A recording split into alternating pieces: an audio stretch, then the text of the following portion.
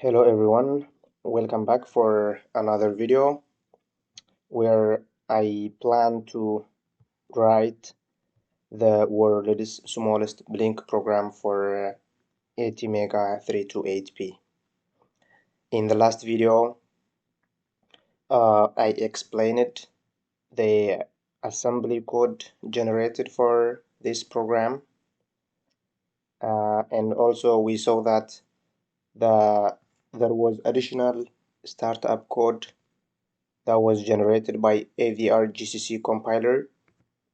We saw through the code, through the assembly, and we concluded that the startup code that includes the interrupt vector table and some other stuff was not necessary for the Blink program. So we got rid of it by supplying this parameter no start files to AVR GCC compiler, and we ended up generating only 46 bytes of program for the Blink one. In this video, we are going to modify the actual program, and we will try to see if we can reduce the size. So I have written another program called blink2.c. It is supposed to do the same job, turn on the LED for 1 second and turn off for another 1 second and repeat the cycle. So the difference is, instead of writing FF directly to DDRB, I am just writing only the 5th bit, like the bit where the LED pin is connected. Instead of PB5, it is also possible to just write 5. It will do the same thing. It will only modify the 5th bit of DDRB, which is what we exactly want. So let's keep it like that, PB5. If you remember, I said writing setting all the bits in DDRB is going to configure all of the PORTB pins as output. We don't want to do that. Normally speaking, the other pins are used for other purposes.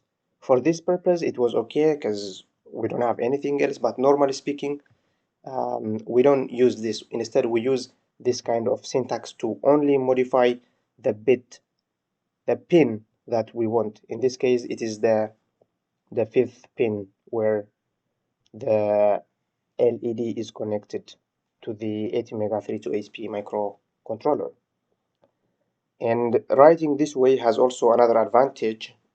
It will generate less code than this. We will see when we disassemble the program. Next thing is, it's basically the same thing. Instead of writing FF to all the pins, I'm just writing 1 only to the bit which is associated with the LED, which is the 5th bit, and then delay 1 second. Again, similar, instead of setting all the PORTB as 0, I'm just setting only the bit that I'm interested in to 0. No, well, this one is going to set it to 1. So in order to set it to 0, we have to, sorry, I made a mistake here. This operator not,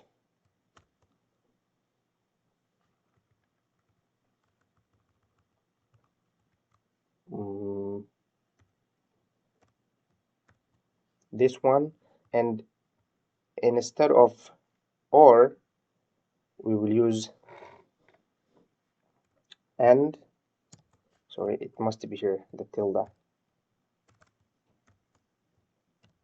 and let's just put it in bracket. This way we can turn off the bit that we want.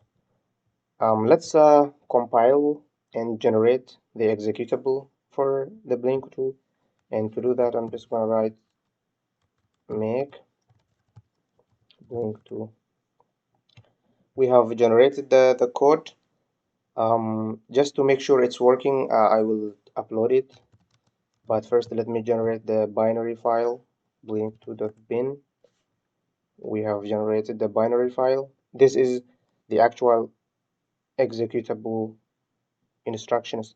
And by the way, let's see the size. AVR size blink2.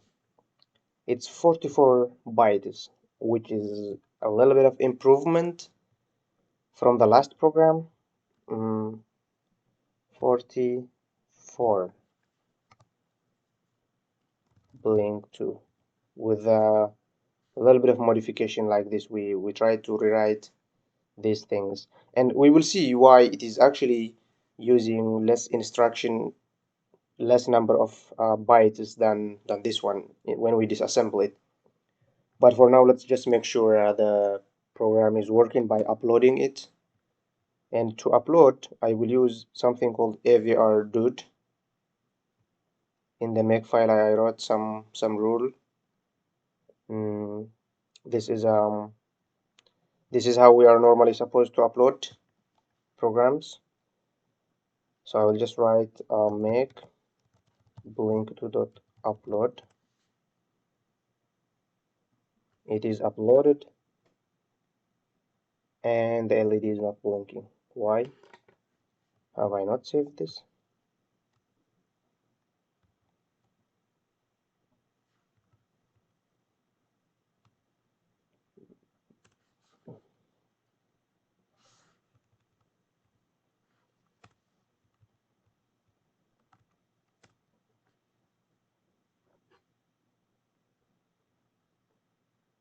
Yeah, apparently I haven't saved the program, but now it's working. I can see the LED blinking. Sorry for not showing it in the video.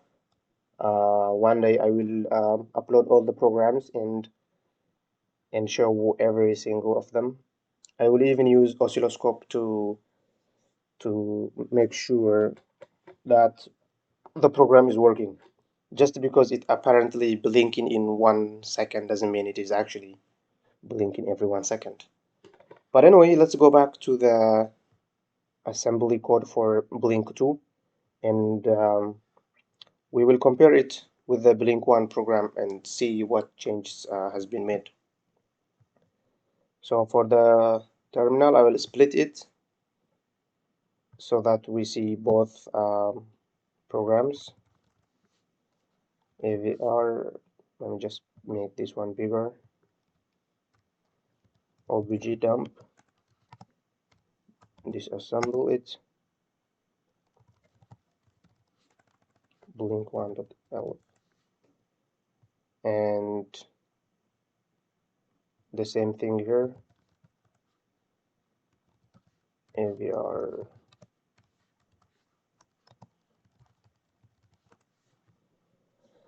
So let's start with the main.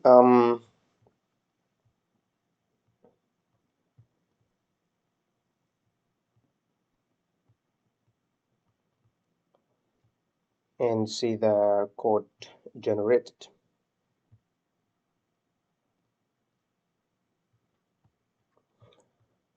All right. So in the last video, I explained that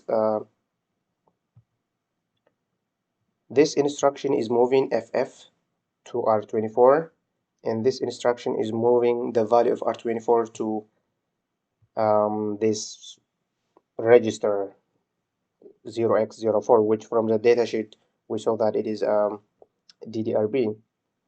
But if we see the program to the right, it is just using one instruction, which is SBI, which means set bit I.